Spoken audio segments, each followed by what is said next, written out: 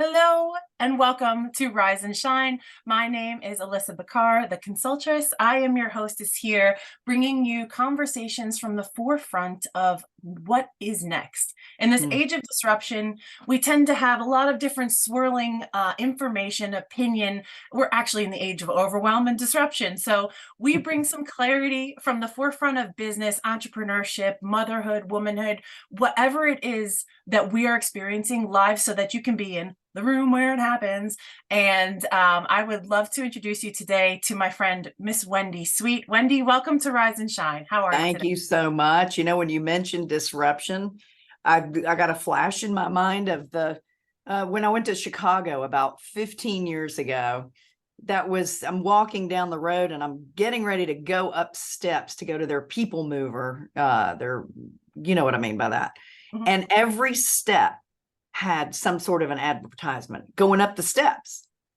And it was just like I was inundated. So when I think of disruption, that's a mind disruption. Mm-hmm. Just constant from everywhere.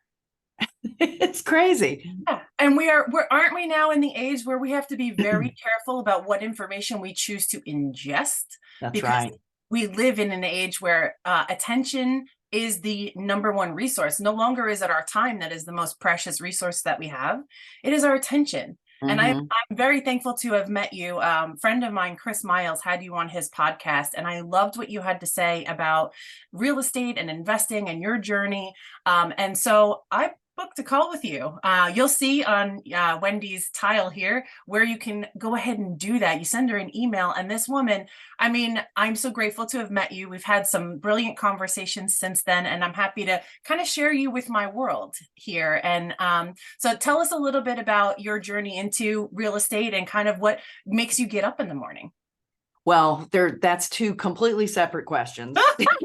All right, one at a time, Alissa, one at a time.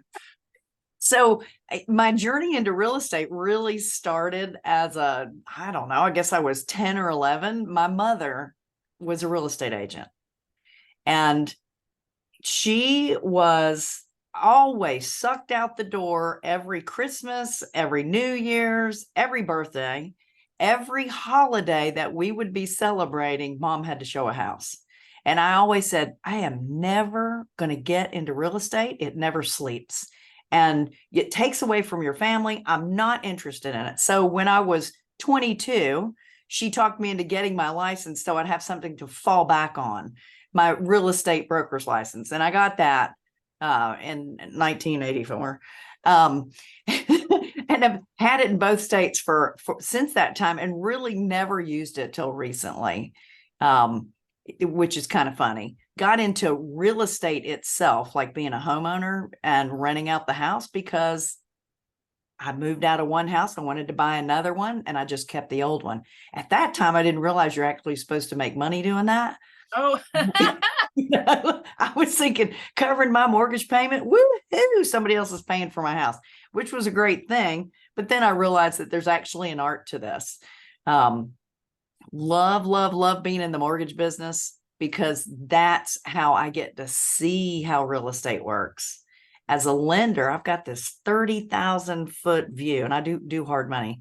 I used to be a conventional lender as well, but I got this 30,000 foot view of the deal, of any deal that comes through. I get to see what the attorney does.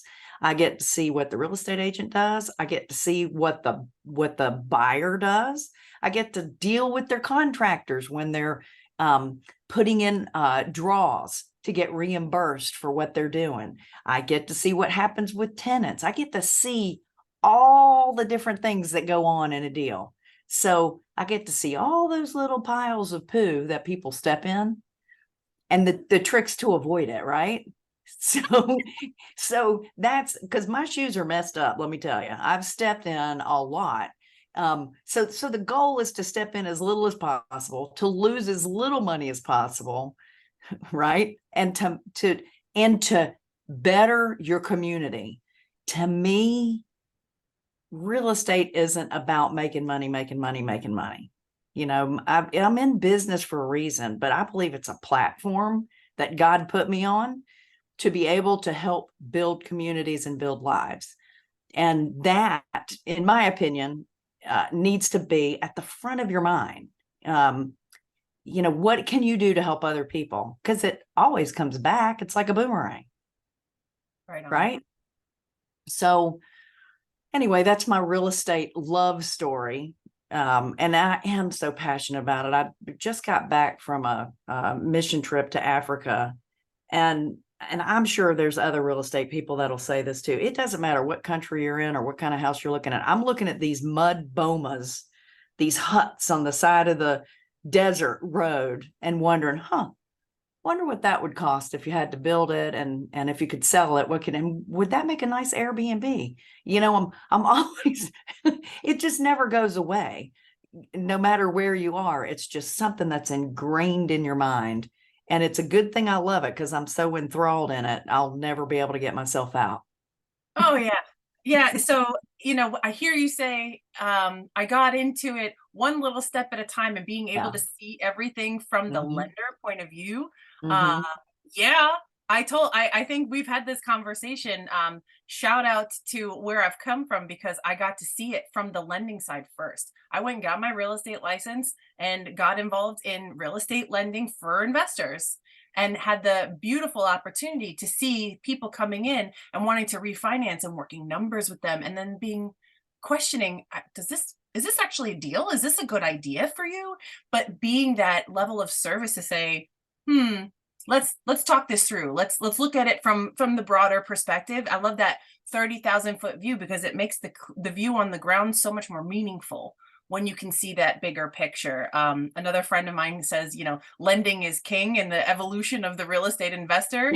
You do the fixing and the flipping and the holding and the owning and the managing, and then ultimately, you do the lending, right? That's So right.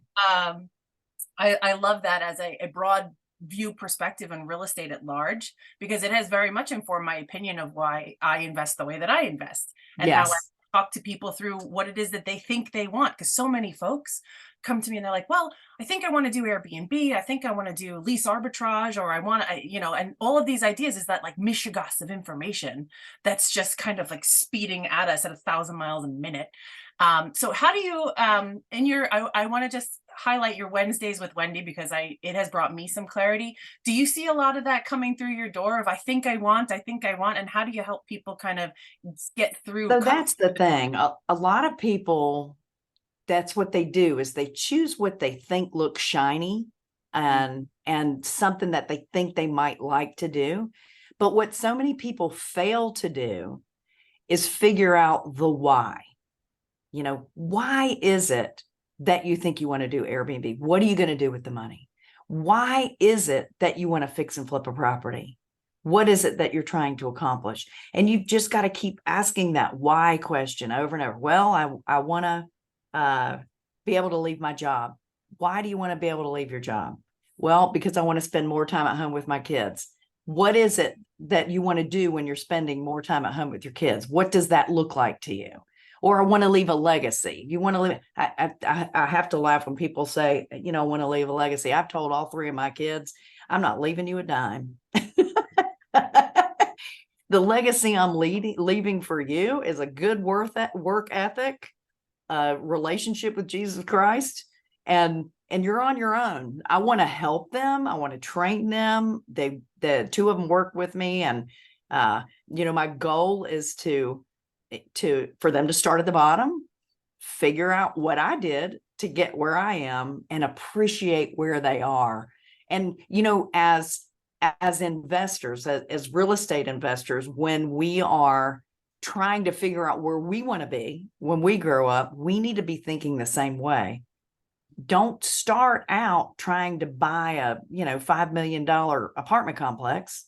If you do, that's great. I love that you're thinking outside the box, but you might want to take a few hits before you get there, and figure out where the bumps are.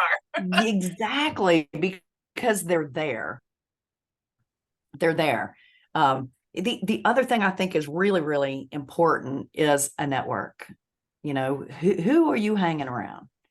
And are you the smartest person in the room? Because if you are, you're not hanging around the right people. Amen. You got to be able to use your network, and and use them as a brain trust, not just as bouncing stuff off of, but that's your brain trust, because somebody in that room has been through what you're getting ready to go through, and they're willing to share. So that's another one. You got to be vulnerable with what you're going through and where you've been, your fears. You need to be able to share those and express those, because there's somebody there that can help you with that. Yeah. Yeah, absolutely. I keep saying it's a team sport. You know, It is. I love that. Most of the stuff that we're up to, not only in real estate, but business at large, and also, you know, building family and community. If you can think of it as a team sport at all these levels, you know, nobody is successful alone. That's Lonely right. success is Captain Scrooge, right? That's So, right. I just read an excerpt from the book, The One Thing, about Ebenezer Scrooge and how he goes through his transformation, and it can be an allegory. But up until that night, don't make that a way of life, please. Like, that's that's right. not what wealth is. That is not what the goal is, to like mine, me. Because I want to bring us right back to what you said earlier. It's about helping people. And so when you see yourself in a chain of value that ultimately lifts everybody up, like, now you're creating economy. Now you're creating goodwill. You're creating that sense of worth ethic. I know that was a flub on your part, but I want to just highlight, like, having an ethic of worth and how everybody has it intrinsically. It's important to see people not as strictly what they can produce, but for who they are and what they want. That's right. And to me, real estate has been one of those places where I've actually seen it happen live. We're providing housing for people. We're providing people with work that are in the trades, people who do this stuff for a living. We're providing them economy for them to go and, you know, share with their families. So I've seen it more in this industry than I've seen it pretty much anywhere else.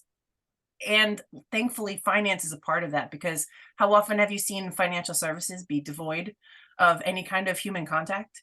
And That's it just right. sometimes gets stripped out, but that's not the way it's meant to be. That's exactly right. And I love that you're talking about too, about how you're affecting the families and their families. You know, you met me on Chris Miles' podcast, and it's called Money Ripples. And it's really the ripple effect of what you're doing. You don't realize how many lives that you have the opportunity to touch and make a difference in when you're in real estate. If you really well, and not just in real estate, in everything you do, if you operate from an abundance mindset, you cannot lose. Sure, there are going to be people that take advantage of you, but in the end, you can't lose. It's like I said before, it's like a boomerang. It'll come right back. It'll come right back every time. Yeah, and isn't that cool? That It's way cool. Having that abundance mindset, and you know, 3/4 of this in economy here in real estate is about plus, yes, and so many people speak the language of miser that they think that this is, and it's just not true. It's That's not right. true. When you hear people that are touting how many times they got screwed over or how awful people are, those are red flags. Those are red flags to me about their mindset, about how they see themselves in the world and how they are protecting themselves at all costs without that give and take. You know, I really, again, back to this team sport allegory is, you know, all together we are greater than the sum of our parts. So if we have one person who is selfish, that's fine, because we're focusing on the greater good. We're focusing on the greater result, the greater project, the greater deal. That one person or one deal is not going to upset the apple cart. If you're focusing on only what can upset it, you're not really getting the purpose of why, you know, what wealth actually is, and what building economy and building and being of service to people really means with wealth, really means with money. Money is just a tool here. That's exactly right. That's exactly right. I'm glad you're bringing up mindset. In our office, we're doing this Bible study right here called Battlefield of the Mind. And it's really, really, really interesting, because it addresses how how we have a choice of how we can think. We have a choice to be positive. We have a choice to be negative. And, we might be talking to people right now that are, the Schlep Rock back in the Flintstone days when he walked around with a cloud over his head and lightning and stuff, always raining. Everything was bad. Or an Eeyore attitude where everything's kind of negative. Who wants to be around that person? Who wants to do business with that person? It's a drag. It's a drag. And if you are that person, gosh, you must be just depressing yourself all the time. It's hard. It's really hard. It's a choice. And if you they say if you want to make a habit, you do the same thing, every 21, 30 days, whatever the count is of late on that. You have to make a choice every day to be positive, to have your glass half full. Doesn't mean you're not concerned about the things that could go wrong. Those are things you need to address, and you need to think about, well, what's the worst thing that can happen? Be prepared for whatever that is, but don't focus on that. Focus on, gosh, what if everything came out great? Oh, yes. Everything was successful. What if the first buyer that walked in this door bought the house? What if I offered the lowest price I can possibly think of to buy this house and it's accepted? What if the seller's willing to do seller financing? You've got to constantly think of the greatest things that could happen and move in that direction. Walk as if it's done. Yeah. Yeah. And I have to say, you hear a lot of this stuff about psychology and the amygdala and how that's wired to protect us from harm, and it hijacks our nervous system, etc. The act of knowing that there is bad things that could happen, it's a given. It's part of our wiring. Our brains are evolutionarily wired to see anomalies so that we can solve problems. Right. And if you're always focusing on problems, that's what you get more of. That's right. This act of focusing on what can be good and what can be positive. I actually developed a way to quantify that for people. I call it my decision matrix. So real quick, just high level, we talk about the worst case scenario first. What's the worst thing that can happen? Tell me, open that up. What's the absolute worst, and what does that affect? And what does that affect? And then let's what's the likelihood? Give me a number 1 to 10. So this worst case scenario, how bad is it 1 to 10? And then give me a likelihood. What's the number? How likely is this worst case scenario to happen? Just a gut check. Just what do you think? How do you feel? And then, okay, we've got that side. Then we go over to the plus side. Now, what's the best case scenario? What are all the things that you're hoping for that if they came true would be an absolute win? And let's open that bucket up and keep taking that emotional, mental inventory. And then let's give that a number. Scale of 1 to 10. How awesome is that? And then let's give that a number. How committed to that outcome are you? On a scale of 1 to 10. Now that we're here, now that you're talking about your dreams, how committed are you? And now you see we have 2 numbers. So we multiply the tops times the bottoms, and we get a probability quotient over here and a commitment quotient over here. And now you have a metric. I love it. Which is bigger. Are you more afraid? Because if you are more afraid, there's probably some work you can do. There's probably some other things you can do before you go pushing the throttle on this side. But if this side dwarfs this one, maybe you're letting fear control you where you don't belong, actually paying it that much mind. That's right. And fear doesn't come from God. I say that all the time. Mm-hmm. It's fear is something that we allow ourselves to feel. And we don't have to. It's not necessary for us to feel that. And I love that you talked about problem solving, because that's one of the things that I love so much about real estate. The art of a deal is so much fun to me. And again, when you're looking at it from a lender standpoint and you get to see all the parts and all the opportunities, just seeing all the different ways that you can make a deal work, there's so many different options. So I love somebody coming to me with a problem. Oh, I don't know how I'm going to wear that. Well, oh, good. Let's think of all the different things that we can do to make this work. And understanding that it's not a one size fits all. No deal is a one size fits all. Every deal has its own little personality, its own little nuances, because every buyer's different, every seller's different, every house is different, the rehabs are different, the lending part is different. So what can you do to make that deal work? You know, what's your tool belt look like?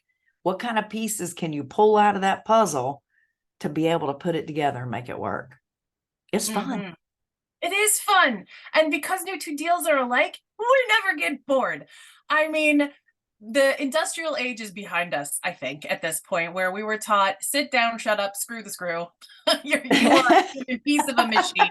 Don't worry, you'll be taken care of. No.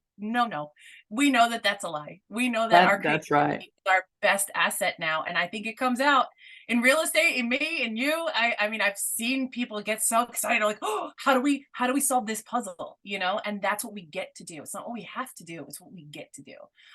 So I want to just put a pin in this conversation. I'd love to have you come back here soon. Oh, that'd be great. Yeah. So how can people engage with you, find you, or take advantage of your Wednesdays with Wendy? Well, by sending me an email, that's Wendy at chmlending.net. If you'll send me an email and just say you'd like to get on my Wednesday with Wendy call, I can send you a link for that. I'd give you a link now, but we are literally in the process of switching over our CRM, and it all goes through that. And I'm afraid if I give you the link, it's not going to work next week because it's going to change. So just email me, Wendy at chmlending.net. The other thing that I do other than that Wednesday with Wendy is I've been hosting a real estate subgroup for 22 years now called Sunrisers. It's a faith-based group. So we started off with a 10-minute devotional, then we talk about the real estate market, and then we talk about real estate. And it could be any kind of topic you can possibly imagine, from short-term rentals to apartment complexes to land development. It's just whatever the topic is for that day. They're recorded. It's on Zoom, 7:30 on Friday mornings. If you want to learn more about that, send that in an email to me as well. Or our Facebook page, if you put in Sunrisers, and it's SON Risers, look that up on Facebook, and you can join our Facebook group as well. Beautiful. I mean, I'm going to take advantage of this. I'm an early morning rise and shine type of chick. I think this might be the place where you'll find me going forward, at least some Fridays. And, you know, I always look for ways to connect with the people that I adore and that I think are making a difference in this world. And Wendy, I thank you so much for being here today, for sharing some of that. Oh, goodness. You're good. Thank you. Thank you. Yeah. Until next time, friends, click subscribe, give us a thumbs up, let us know what you think in the comments below. And if you want that free tool for the decision matrix, you can just tag me on any social that you're in. I'm on Instagram, Facebook, LinkedIn the most at Consultress, and I will send you the decision matrix, because if you're stuck making those decisions, I'd like to help you out.